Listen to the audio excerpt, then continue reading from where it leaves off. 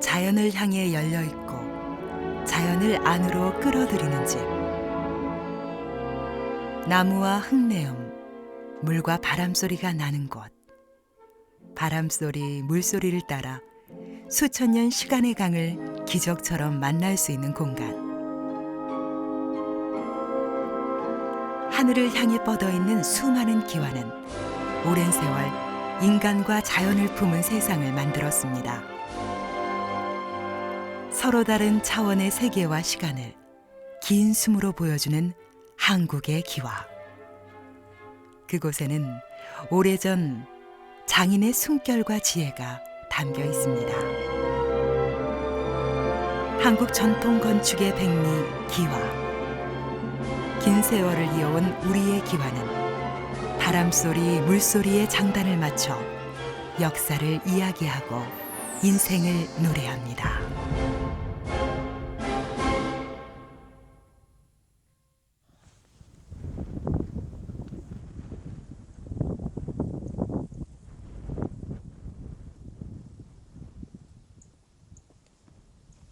경이로운 자연의 움직임을 지켜보는 일은 나른하고 환상적인 꿈 같은 일입니다. 그리고 이러한 나른함은 때로 우리의 마음을 세상을 향해 활짝 열리게 만듭니다. 그렇게 열린 마음으로 숲속을 따라가다 보면 또 하나의 경이로움, 인간이 만든 예술작품을 만나게 됩니다.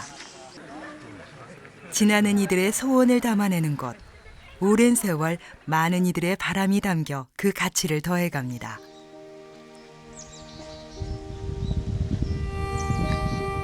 한 폭의 산수화가 파노라마처럼 펼쳐지는 곳, 영남의 알프스라 불리는 표충사에 이르렀습니다. 인간이 땅 위에 세운 공간이지만 지나는 바람을 막지 않습니다. 제약산이 포근하게 감싸고 있는 표충사. 단풍과 어우러진 잿빛기와는 오래도록 마음에 담고 싶은 풍경을 만들어냅니다. 주위의 산이 곡선으로 이렇게 아늑히 조용하게 둘러싸여 있고요. 거기에 이 기와가 선 따라 전부 다 곡선으로 되어 있어서 마음이 아늑해지고 포근해지는 것 같아요. 이곳에 오니요. The roof tile, I like the traditional architecture of the Korean temples. Actually, our house, my father-in-law also put that type tile on the house, even though it's just a couple of years old. So I enjoy this type of roof tile and buildings and architecture very much. 단아한 단청과 어우러진 잿빛의 기와. 호국성지로 불리는 표충사를 더욱 아름답게 지켜주고 있습니다.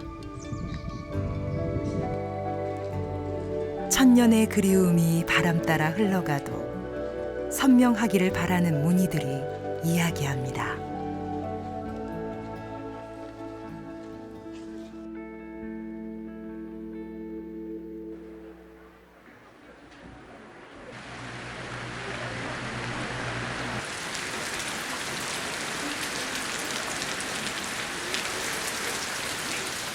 기와는 거짓이 없습니다.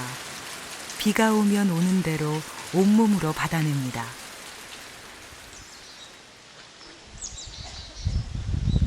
그리고 기와는 그 집에 사는 사람들의 염원을 담아 자연과 어우러진 아름다움을 자아냅니다.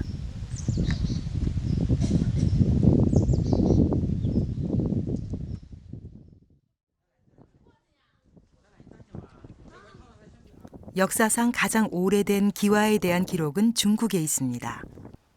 기와 지붕을 보존하고 있는 마을. 이곳은 지붕 꼭대기에 용마루 대신에 구부러진 기와를 사용했습니다. 멋보다는 실용성을 추구한 모습입니다.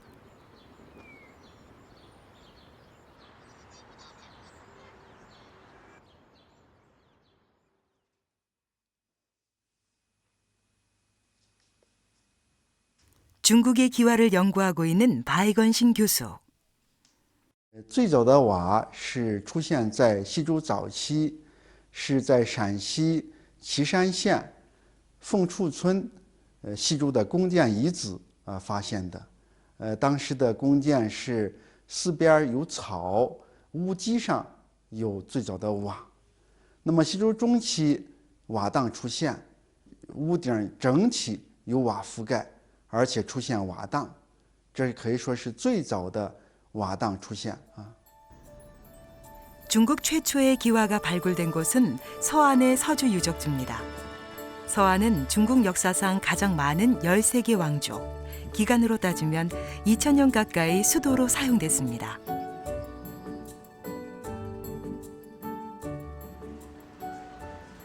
중국 최대 규모와 최신식 시설을 자랑하는 산시 역사 박물관. 선사시대부터 주나라를 비롯한 당, 송, 명, 청대까지 다양한 유물을 소장하고 있습니다. 규모만큼이나 전시 유물도 많습니다. 역사상 가장 오래된 기와, 암키와 숫키와 구별 없이 네모난 판용으로 제작되었는데 지붕에 이을 때 기와의 안팎을 고정할 수 있는 돌기가 달려 있습니다. 当时他用当地的一种粘土烧制而成，在烧制过程中，它那个颜色就变化，就变成灰青色的了啊。风俗村那边是最早的瓦，当然它也是把周边的，现在它是最早发掘的，周边还有瓦的，它都收集到一块儿啊。这你可以了解，就是最早的瓦当，它那个就是素面的素面瓦。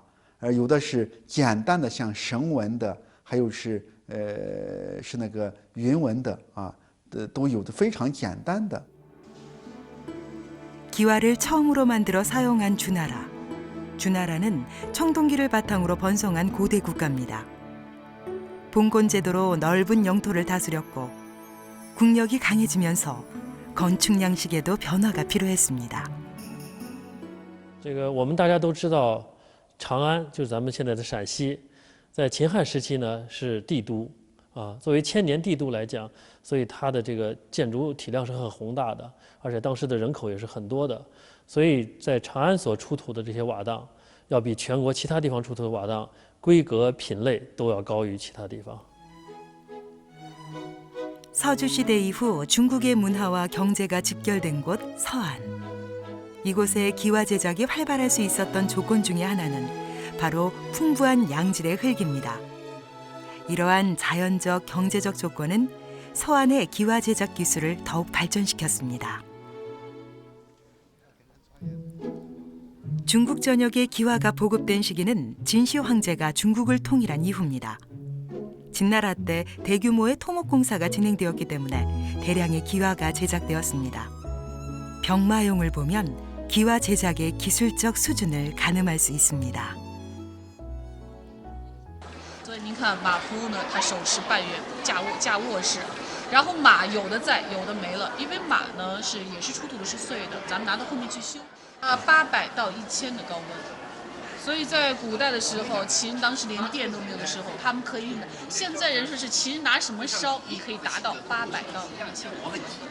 所以现在咱们现在还解释不了。 키가 175에서 186cm 정도 되는 병사가 한 손에는 말을 잡고 있습니다. 혈기왕성하고 용감한 모습으로 마치 최고 지휘관의 돌격 명령을 기다리고 있는 듯합니다. 中国的这个墓葬文化，中国的皇帝都是喜欢这个视死如生，所以他死了以后，他的陪葬所用的这些陶制的这些俑啊，都是陶器。 那么从材质上来讲，和从这个烧制工艺上来讲，那么烧这些陶俑和烧这个砖瓦，实际上是同样一个工艺和一个流程。 진나라 때는 벽돌이, 한나라 때는 기와가 발달했다는 뜻의 진전한와. 그만큼 진나라 벽돌, 한나라 기와는 유명합니다. 한나라는 기원전 206년부터 기원 후 220년까지 약 400여 년간 계속된 통일왕조입니다. 기와 사용이 보편화되어 대량 생산되고 정교하게 제작되면서 예술적 가치가 높아졌습니다. 秦砖汉瓦所代表的，实际上是当时的一个国力，就各个时期的一个国家的力量。那么秦汉时期，我们陕西所建造宫殿的时候，通过这种高超的制陶工艺，那么我们建窑址来烧制砖瓦，那么建造宫殿的时候呢，就特别的容易，可能几年就会建到大片的这建筑群。 수많은 기와들 사이에서 유독 눈에 띄는 기와가 하나 있습니다. 바로 도자기 기와입니다.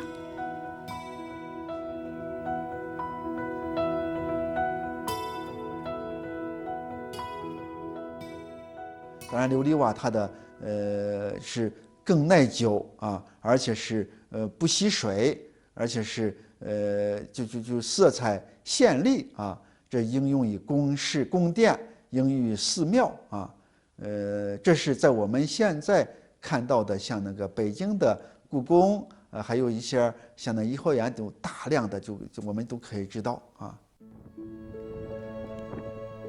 세계에서 가장 큰 궁궐 자금성. 명청대의 하늘의 아들, 천자라 부르던 24명의 황제가 살던 궁궐입니다.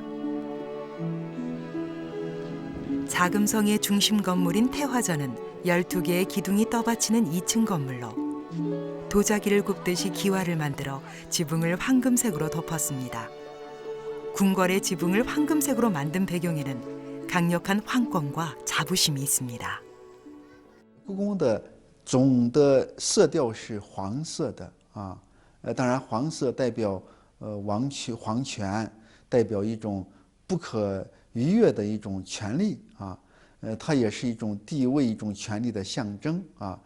其他的就不能用黄色啊，藩属国、诸侯国的话，他就不准你要弄那个黄色，它就是僭越啊，他就要惩罚。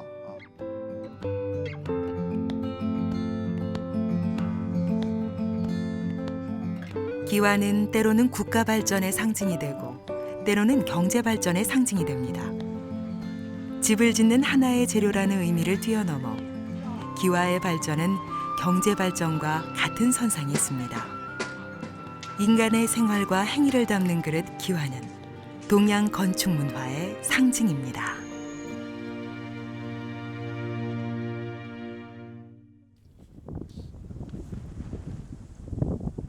중국만큼이나 오랜 세월 기와를 사용해온 우리나라.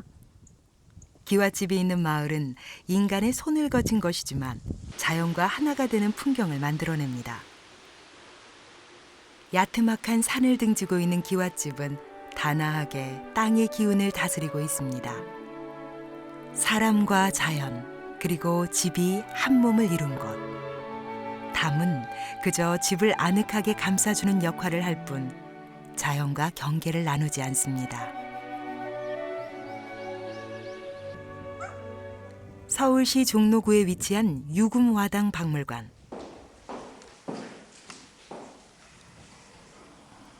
국내외 진귀한 기와를 소장하고 있는 기와 전문 박물관입니다. 지난 30여 년간 박물관 관장님이 수집해온 귀한 소장품을 공개합니다. 이곳에는 국내에서 보기 힘든 고구려 시대의 기와까지도 소장되어 있습니다. 기와는 인간들의 행위와 생활 유형을 담고 있어 당시의 사회상을 유추하는 단서가 됩니다. 한눈에 모든 시대의 와당이 구별이 됩니다. 고구려 와당은 매우 운건하고 용맹한 무사의 인상을 주고 백제 와당은 기품 있는 그 귀족 부인의 인상입니다. 이에 비해서 고신라의 와당은 다소 투박하죠.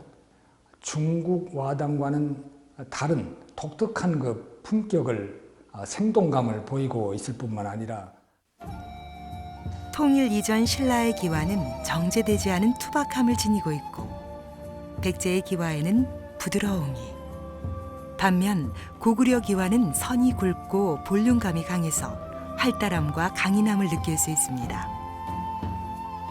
고구려 기와의 또 다른 특징 하나는 기와의 색이 붉다는 것입니다. 고구려는 427년 평양으로 천도하기 이전부터 사찰을 건립하고 주민들을 이주시켰습니다.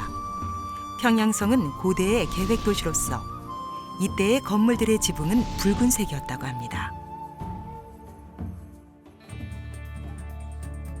삼국사기의 내용을 바탕으로 미루어 보면 고대 고구려인들은 붉은색을 상서로운 색, 최고의 색으로 여겼습니다.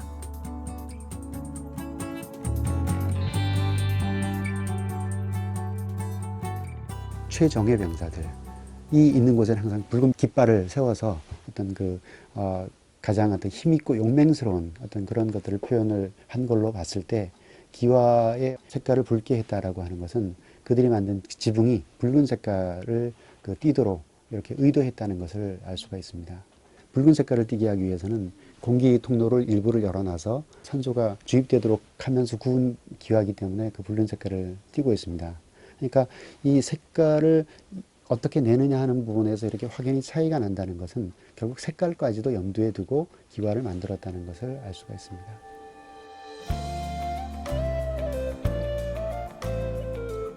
백제는 한성에서 웅진으로 다시 지금의 부여인 사비로 도읍지를 옮겼습니다. 백제의 기와에는 적절한 양감과 정교함 그리고 부드럽고 온화한 아름다움이 있습니다. 백제 기와의 색들은 크게 여러 가지가 나타납니다. 그래서 웅진 시기 이후에는 회색이나 회적색, 회백색이 많이 뜨는 반면에 한성기의 기와들은 적색이나 회적색을 띠는 기와들도 보이게 됩니다. 이러한 것들이 혹은 고구려의 영향을 받았는지 단언할 수 없지만 어쨌든 백제 기와는 끝을 아주 매끄럽게 마무리를 하는 큰 특징이 나타나고 있습니다. 전돌은 백제의 와정 기술을 한눈에 볼 수 있는 예술 작품입니다. 귀신의 얼굴 형상까지 다양한 문양을 표현했고 수목과 산 중앙에는 조그마한 기와집까지도 새겼습니다. 세밀하면서도 가지고 있는 생각을 활력 있게 다 나타내서 조금도 어색하지 않고 그 표현을 다 한 거거든요. 실용적인 기능뿐만 아니라 예술적인 측면, 사상적인 측면을 같이 볼 수 있는 함축된 힘이 그런 전돌에서 보여지고 있는 것입니다. 용마루 끝을 깨끗이 마무리하기 위한 장식기와 치미. 용을 잡아먹고 산다는 전설상의 물고기 꼬리 형상을 하고 있습니다. 당시 백제인들의 와정 기술은 놀라운 수준입니다. 거기에 나타나는 문양은 비록 단순한 문양들이지만 굉장히 아름답고 구도가 완벽하다라고 이야기를 할 수가 있습니다. 그러한 기술적인 솜씨로 봤을 때 백제의 와정 기술은 고대 동아시아에서 가장 최고의 기술적 솜씨를 가졌지 않을까라고 생각이 되어집니다. 일본 나라현. 794년 교토로 수도를 옮기기 전까지 일본의 중심이었습니다. 일본은 기와집이 있는 마을을 중요 문화재 지역으로 지정하고 국가적 차원에서 기와를 보존하고 관리하고 있습니다. 은빛에 가까운 일본의 기와. 암수의 구별 없이 한쪽 가장자리가 볼록한 기와를 겹쳐 쌓은 모양입니다. 한국의 지붕과는 사뭇 다릅니다.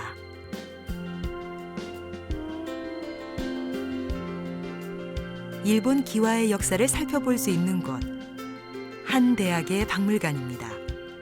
수막새의 문양에 대한 이야기가 한창입니다. このデザインというのが非常に意味があるものだったということで、百済の中で流行して、でそれが日本にも入ってくると。この瓦っていうのはレンゲの模様なんですけれども、8枚の花びらなんですね。これも百済のスタンダードな。やっぱりそれが小さいと建物も小さくなったりするものなんです。 대화를 들어보니 백제와 일본 수막새의 공통점을 알 수 있습니다. 日本のですね、最初の瓦っていうのは日本書紀という記録の中にも登場するんですけれども、飛鳥寺ですねの造営の時に作られた、それが最初の瓦なんですね。でその瓦を作る時に韓半島のですね百済の技術者たちが応援をしてですね、その寺を作ったという記録が残っております。で実際ですね飛鳥寺から出土する瓦を見ますと、百済の当時の都ですね錆の瓦と非常によく似たものっていうのが出てくるんですね。 일본의 기와 제작 기술은 백제로부터 전해져 일본의 역사서에 기록이 남아 있습니다. 서기 588년 백제의 와공들이 일본에 파견되어 비조사 건립에 참여합니다.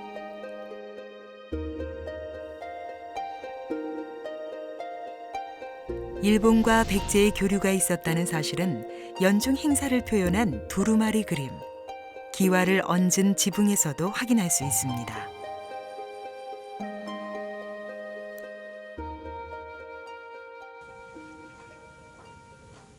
한적한 시골 마을에 자리 잡은 비조사, 일본에서 가장 오래된 불교 사찰입니다. 원래의 건물은 화재로 소실되고 현재 건물은 17세기경에 재건한 것입니다. 안타깝게도 창건 당시의 건축 양식을 확인하기는 어려운데요. 기와의 문양에는 6세기경 백제에서 전해진 일본 최초의 기와 흔적이 남아 있습니다.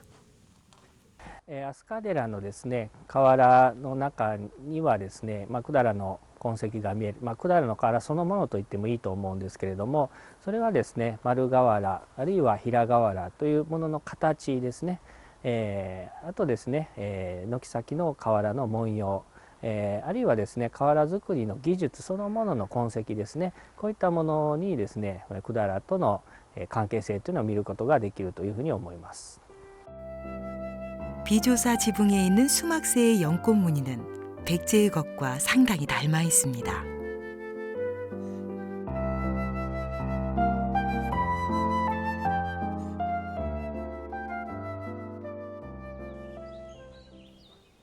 (8세기) 후반에 건립된 원흥사.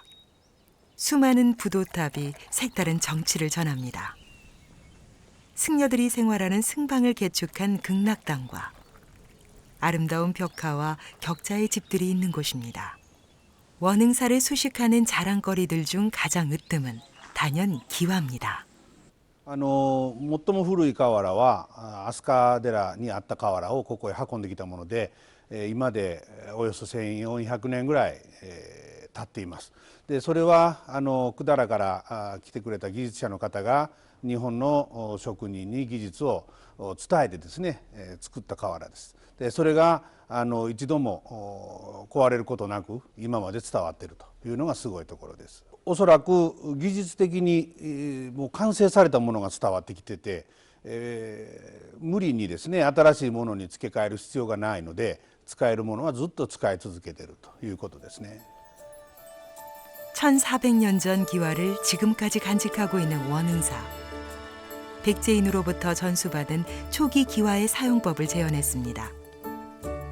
암기와 사이에 숫기와를 이는 방법, 그리고 조임새가 없이 암기와를 연결한 후 숫기와를 이어가는 방법입니다. 上にかぶる丸い瓦に実はお尻の部分にジョイントがないんですね。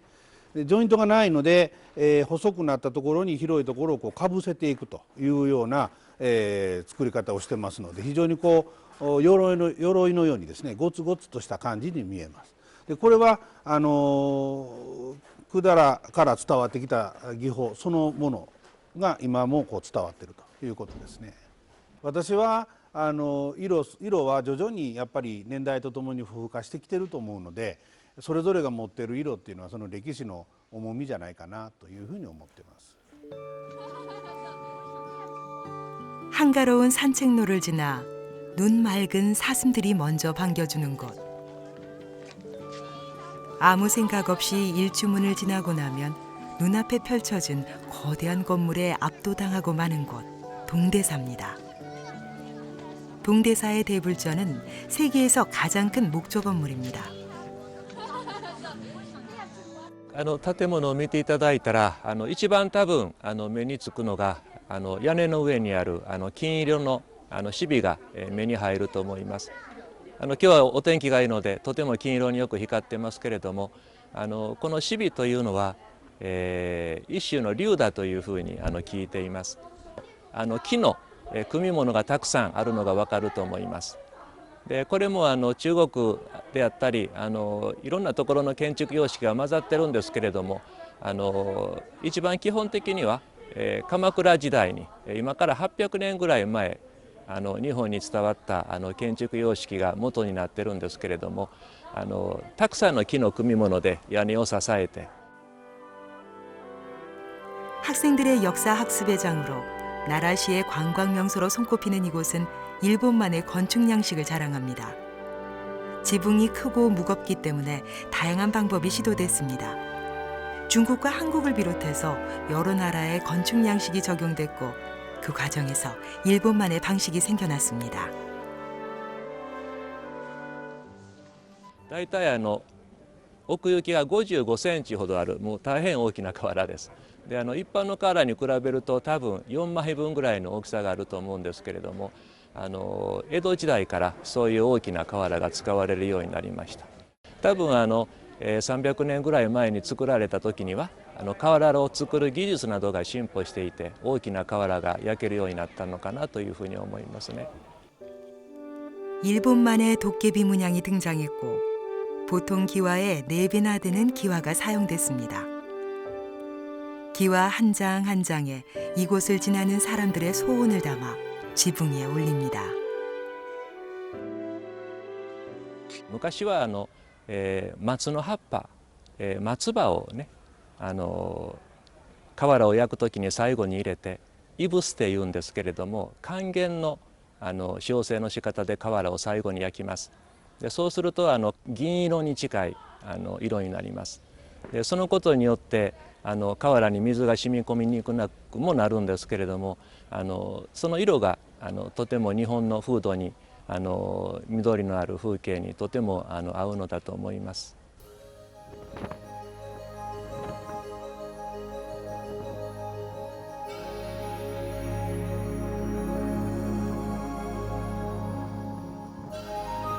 일본 기와의 기원이 된 한반도의 기와. 기와 역사상 가장 화려한 꽃을 피운 시기는 통일신라 시대입니다. 통일신라 시대의 경주는 다양한 예술이 공존하는 장이었습니다.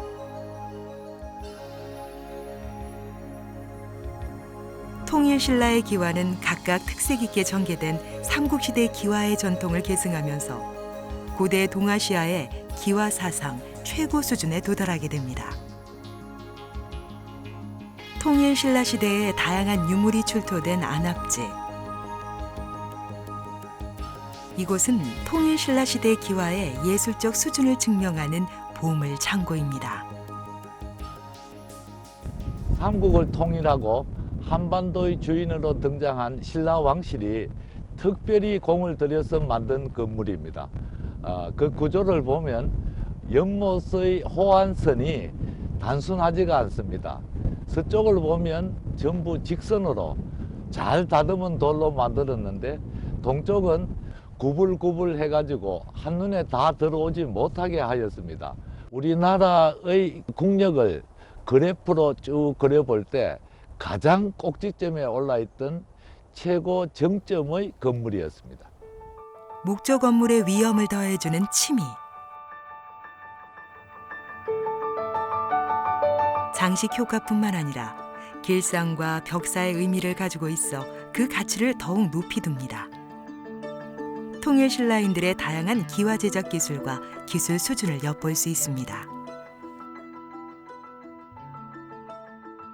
목제품이라든지 철제품은 뻘에 휩싸여 있었기 때문에 부식이 그렇게 심하게 일어나지 않았다는 점이죠. 그와 동시에 안압지에서 약 5만 점의 기와들이 함께 출토되었습니다.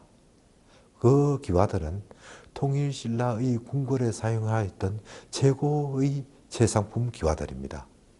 안압지에서 출토된 기와들을 통해서 봤을 때 우리는 통일신라의 아름다운 기와의 화려한 기술적 수준을 엿볼 수가 있고, 그런데 수많은 기와들 중에서도 학계를 주목시킨 기와 한 점이 있습니다.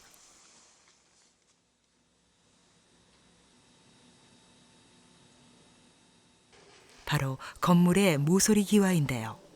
그 옛날 건물 모서리에 잘 맞게끔 이렇게 특별 맞춤 기와를 만들었습니다. 이 모서리 기와를 따로 특별하게 만들었다는 점에서 우리를 더욱 놀라게 합니다. 안압지의 건물은 우리 민족이 건축하였던 목조 건물 중에 가장 아름답고 굉장히 정밀한 설계를 가지고 한치의 오차도 없이 지어 나갔다는 것을 알 수 있습니다. 통일 신라 시대의 막세는 다양함과 화려함의 극치를 보여줍니다.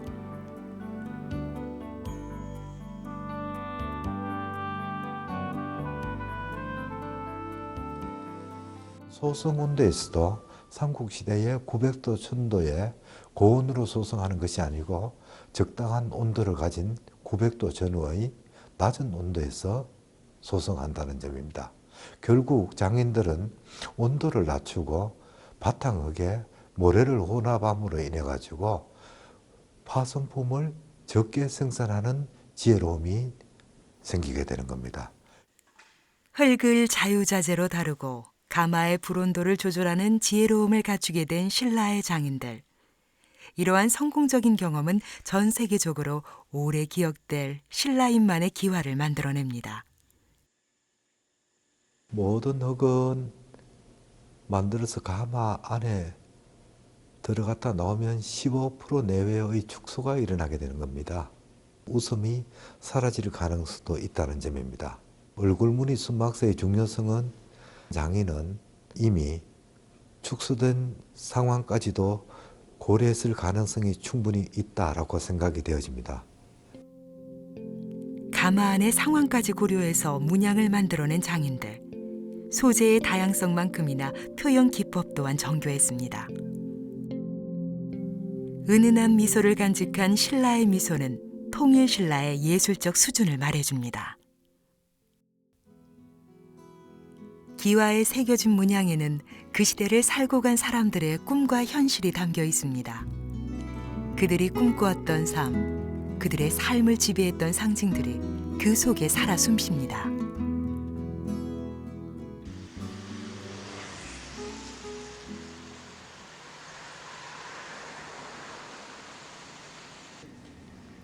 안막새, 수막새, 도깨비 기와 등 일본의 옛 기와를 복원하는 장인의 작업장.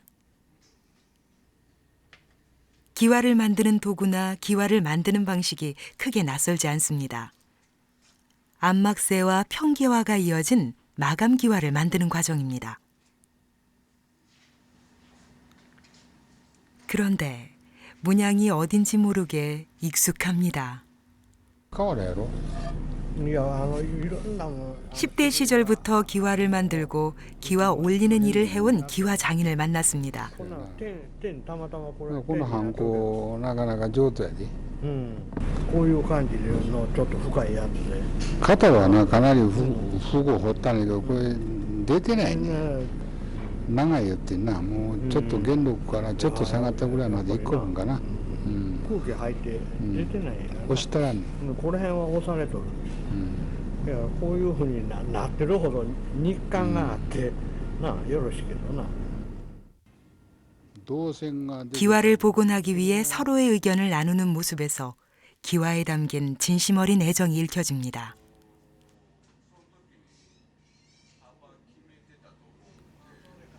(60년) 넘도록 기와의 원형을 살려내는 외길을 걸어온 장인. 그 세월의 흔적이 작업장 곳곳에 남아 있습니다.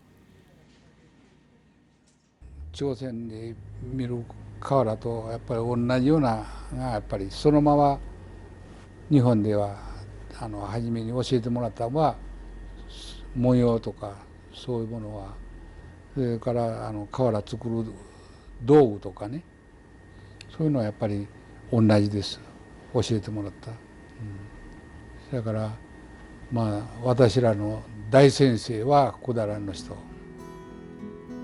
옛 기와 복원은 선 하나, 면 하나 마음대로 할 수 없습니다. 본 작업에 들어가기 전에 도면을 통해 철저하게 고증하고 분석합니다. 중요한 과정이니만큼 제자에게 맡기지 않고 80이 넘은 장인이 직접 나섭니다. 文様を忠実に復元するそれをするためには図面が一番基本になりますんで、昔のこういう鬼瓦を非常に平面的な鬼瓦なんですよね。ああいう立体的なものは室町ぐらいにこういう立派な器面ができてきたわけです。 입체적인 도깨비 기와를 만들기 위해서 다양한 도구가 동원됩니다. 하나하나 점토를 붙여가며 수작업으로 만듭니다. 일본만의 입체감이 강조된 도깨비 기와. 그들만의 특색을 지닌 기와는 이렇게 탄생됩니다. 한국에서처럼 도깨비 기와는 건물에 대한 염원을 담고 있어 그 의미가 더욱 큽니다. こういう器面はその建物を守るという意味がございますが、お寺へお参りするときにそういう邪神も払わんといけませんのでね、そういう、建物を守り、また参詣する方の心も正常化するっていう意味で鬼瓦が使われた、魔除けに使われたもんじゃないかということでございますね。 기와에 담긴 염원과 바람이 훼손되는 일이 없도록 정성을 다하는 장인들. 그들의 손끝에서 역사의 의미를 간직한 기와가 다시 탄생됩니다. 평생을 기와 만드는 일에 바쳐온 장인은 오늘도 기와 한 장 한 장이 완성될 때마다 원칙을 지키고 정성을 더합니다. まあ瓦の一番の鉄則というのか、一番いいのは一釜、焼きをしっかり焼く、それから土がたい2番目、仕事丁寧にするのは3番目、その順序さえ間違えてなかったら長持ちするいいからで、いつまでも瓦が残ってくる。その順番を狂わすともう大変なことになってくる。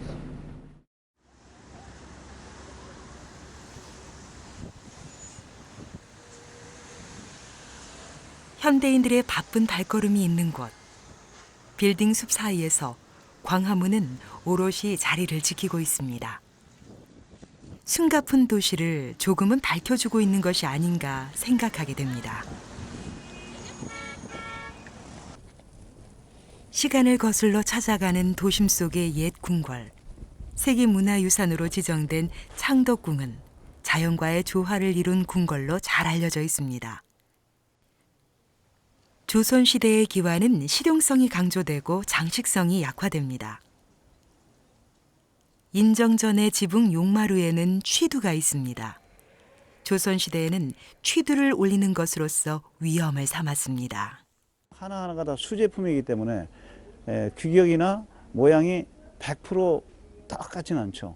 좀 붉은색도 있고 좀 잿빛 색깔도 있고 조금 더 검정 부분도 있고 그런 것이 어느 정도 섞여 있는 것으로 옛날에는 다 남았어요. 그런데 그런 기와를 잘 이어놨을 경우에는 지붕이 고기 비늘처럼 굉장히 그 정감이 가는 그런 느낌을 주는 것이 굉장히 그 따스하고 좋습니다.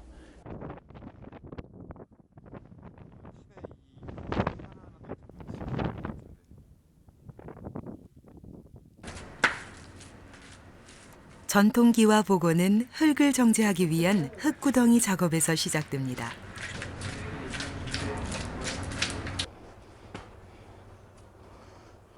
흙 속의 공기를 빼고 부드러운 흙을 얻기 위해 떡매질이 계속됩니다.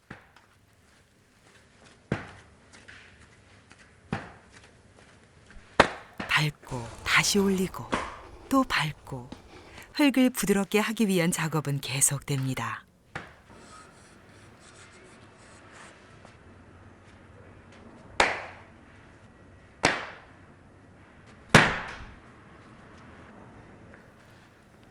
기와의 크기에 맞는 판을 짜기 위해 계속해서 흙을 밟으면서 올려줍니다.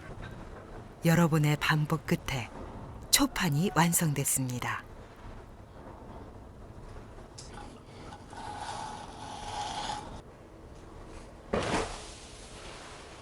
기와 크기에 맞게 초판의 모양을 다듬습니다.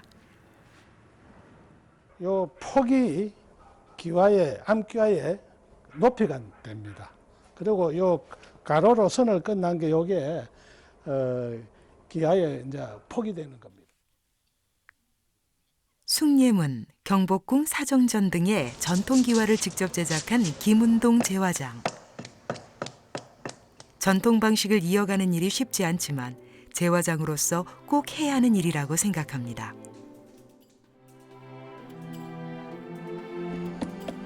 와통에 붙여 기와의 모양을 만들고 다시 크기에 맞게 잘라낸 뒤 건조에 들어갑니다.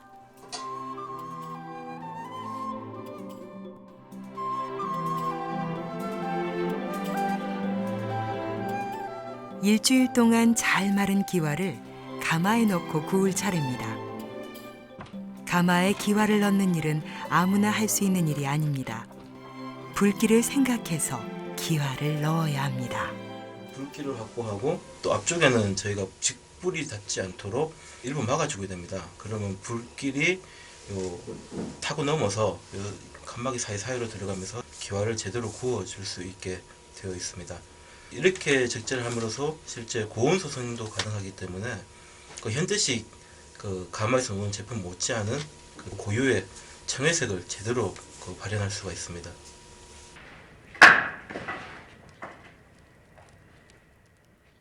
앞뒤 길이가 긴 등요를 사용하다 보니 지금부터 불을 관리하는 일이 가장 중요합니다. 기와 일은 한시도 눈을 뗄 수 없습니다. 그 중에서도 가마 작업은 기와 공정 중 가장 어려운 작업입니다. 온도를 관리하는 일은 무엇보다 중요합니다. 목표는 제일 뒤쪽 온도를 1050도에서 1070도 가까이 한 2시간 정도 유지를 해서 앞에 온도하고 뒤에 온도를 약 30-40도 편차를 줄여서 마감을 할 계획입니다. 불량을 최소화하기 위해서 앞뒤 온도 편차를 줄이는 게 가장 중요한 역할로 하고 있습니다. 처음부터 온도를 올리다 보면 기와가 금이 가거나 깨질 수 있습니다. 이제 서서히 아궁이에 장작을 넣습니다. 아궁이는 뻘겋게 달아올랐습니다. 성이 난 듯 불길이 마구 뿜어져 나옵니다. 가마불 작업은 점점 절정으로 치닫습니다.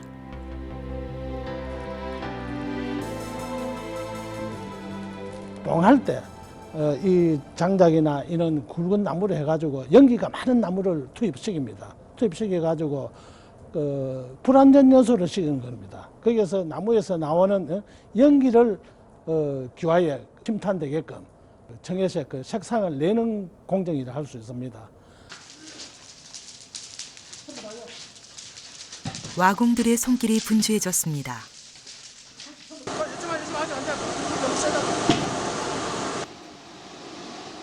마지막 남은 막음불 작업 때문입니다. 화력을 최고로 돋운 후 공기가 들어가지 않도록 가마 입구를 벽돌과 진흙으로 막고 불이 새어나오는 모든 구멍을 막습니다. 공기가 부족하면 나무가 불완전 연소를 하면서 탄소가 발생됩니다. 이 탄소가 기와에 잿빛을 입히게 됩니다.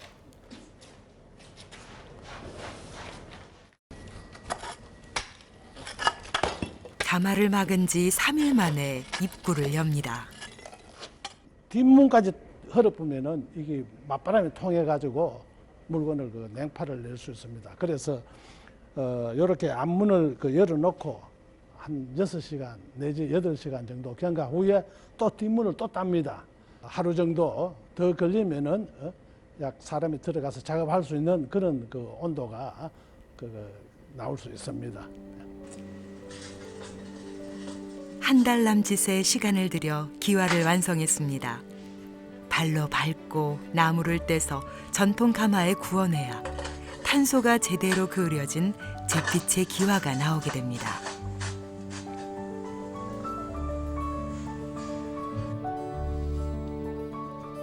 조선시대의 집 짓는 방법을 한눈에 알 수 있는 김홍도의 기와이기. 대패질하는 목수, 흙을 개는 사람, 기와장을 이는 사람 등 현장의 모습이 생생합니다.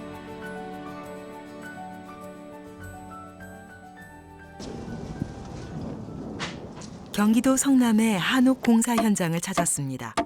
대부분의 집짓기는 목수가 하지만 지붕에 기와를 이는 일은 번화장만 할 수 있습니다.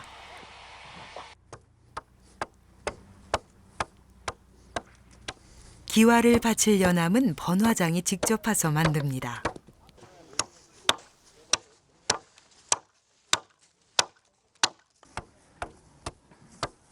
우리가 이걸 팔 때는 기와 간격을 봅니다.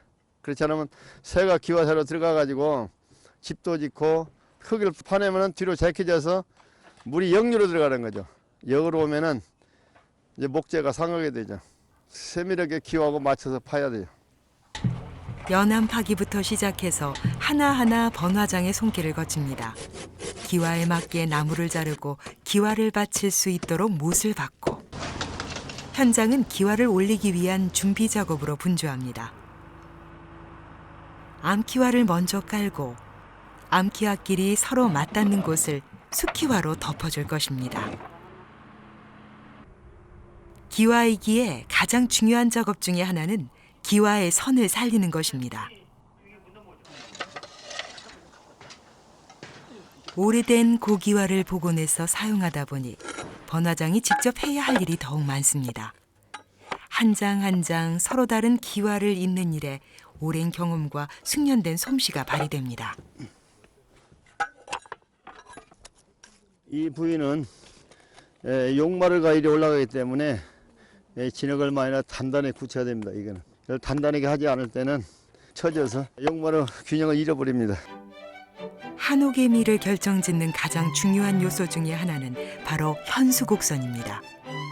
줄을 잡아 늘어뜨려 자연 지세와 잘 어울리는 자연스러운 선을 표현해내려면 번화장만의 노련함이 필요합니다. 외부에서 봤을 때 지붕이 제일 많이 보입니다. 한 70%에서 80%까지 지붕이 보여요. 이 지역의 산세에 따라서 이 용마루 곡선도 줘서 건물의 미가 더 나게 되죠. 비만 안 새는 게 중요한 게 아니고 한옥의 건물의 미를 제일 많이 나는 게 기와 용마루 곡선입니다. 이 현수곡선이 한옥의 멋을 더해줄 것입니다. 기와이기 작업은 며칠 동안 이어집니다.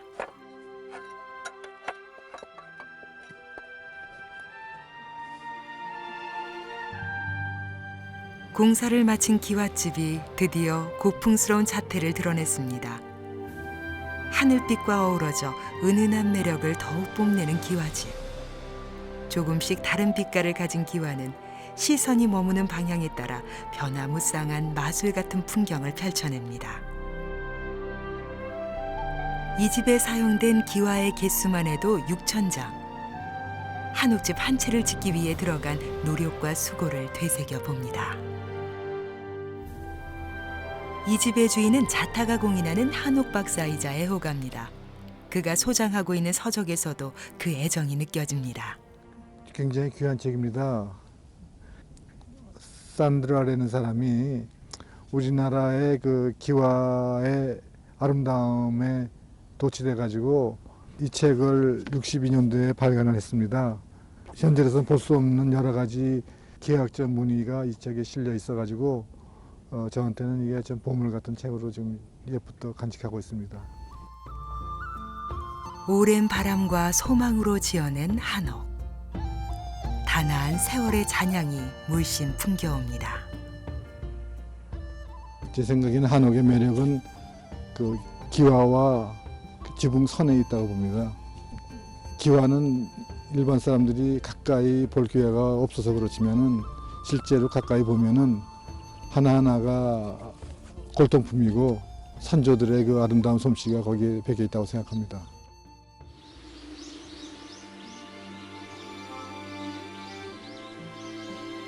맑은 기운으로 찾아오는 이들의 마음을 씻어주는 곳. 넘치지도 부족하지도 않은 아름다움이 기와에는 있습니다.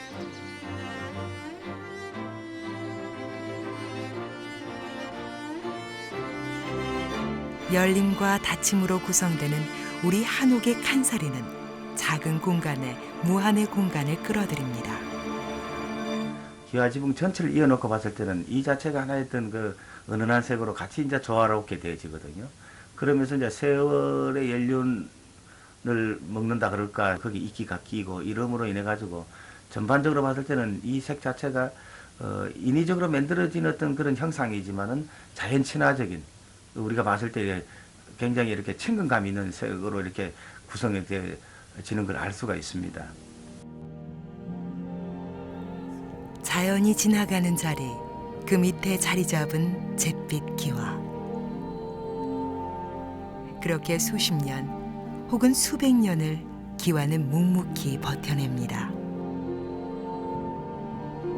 산과 강, 그리고 사람이 사는 집이 어우러진 풍경. 우리의 기와는 자연과의 조화에서 더욱 빛을 발합니다.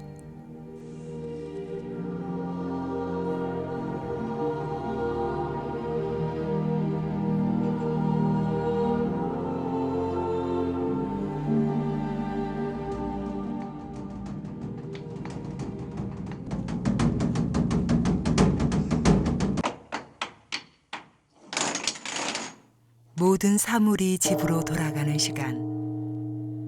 기와는 그들을 따뜻하게 안아줄 준비를 합니다. 눈이 내리고 모든 사물이 잠드는 시간. 기와는 조용히 숨을 죽입니다.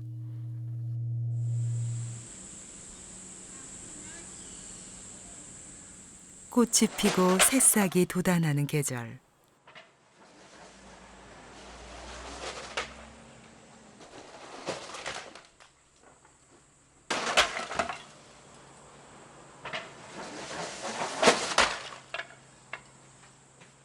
묵은 세월을 걷어내는 순간 할 일을 다한 기와는 이렇게 말없이 일생을 마칩니다.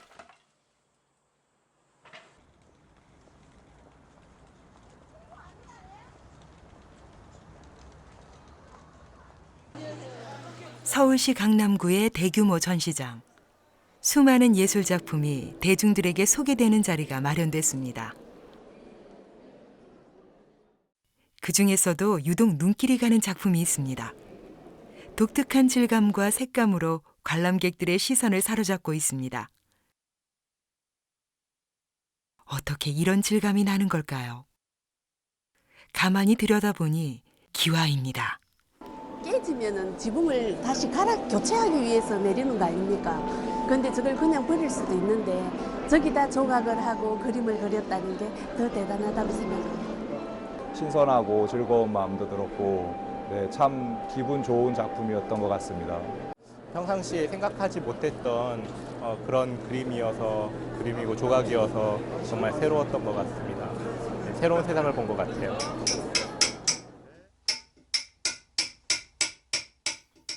새로운 생명을 불어넣는 소리가 들려옵니다.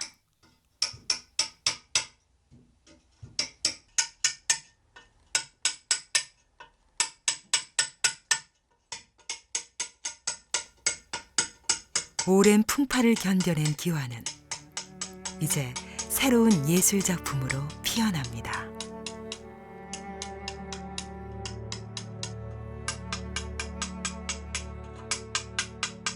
기와는 우리네 삶하고 또 아주 밀접하게 관계를 맺고 있습니다. 예로부터 우리의 어떤 가정을 보살펴 준다고 할까요? 그래서 지붕에서 모든 풍파를 거치면서 아마 우리네하고 삶을 같이 하지 않았나 이렇게 생각을 합니다. 그래서 곁에서 같이 있다 보니까 포근한 어떤 그런 느낌을 주지 않나 생각을 합니다. 기와에 담긴 세월의 연륜 때문일까요? 작품에서 느껴지는 따뜻함과 편안함. 기와가 가진 세월의 힘이 작품의 가치를 더해줍니다.